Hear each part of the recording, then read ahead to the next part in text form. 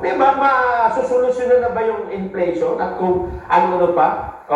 Ito po dapat mag-ingay din tayo dito sa mga issue na ito, yung tungkol dito sa paggastos sa national budget, yung sa pagbibigay ng mga pondo sa bawat mga ahensya ng gobyerno. Ako sa tingin ko nasa kung mangyayari yan, sisipa ang lahat, pagtataasan. Paano sisipa? Ibig sabihin kasi, hindi tayo nag-focus dyan eh.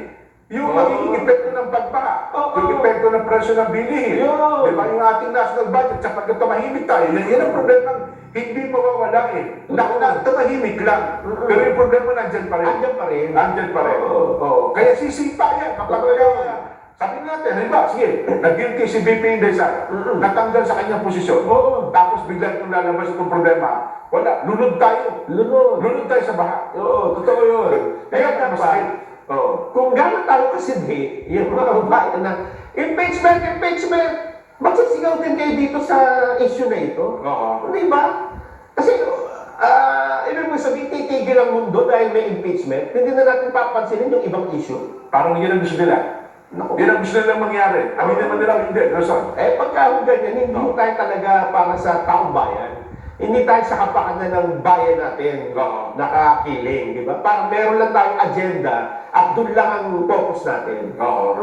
Mayroon silang gusto talagang pagtakpan dyan. Yung mas malaking issue. Di ba? Ang sinasabi nila, si BP Inday, 125 million, ginasunod mo isang araw eh.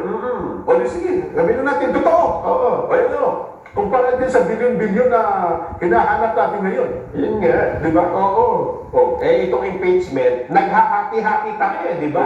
Bakit hindi natin pagkaisahan naman ito tungkol sa mga isyong ito? Alam mo, sino ba naman nagtututol dyan na dapat ang national budget ay maayos na ginagastos? Meron bang, hindi, okay lang yan na wagdasin natin ng pondo. Wala naman siguro ganun, di ba? Ibig sabihin, meron pong mga issue na tayo ay pwede magkaisa. Pagkaisa ka natin na isulong itong pagbusisi sa national, yung mga pondo ng bayan. Alam mo, minsan mga mababatas, mga gusto tams ka na, honorar. Yung mga hearing lang dyan. Pagka may mga paratang, anong gusto mo? Mga ganyan.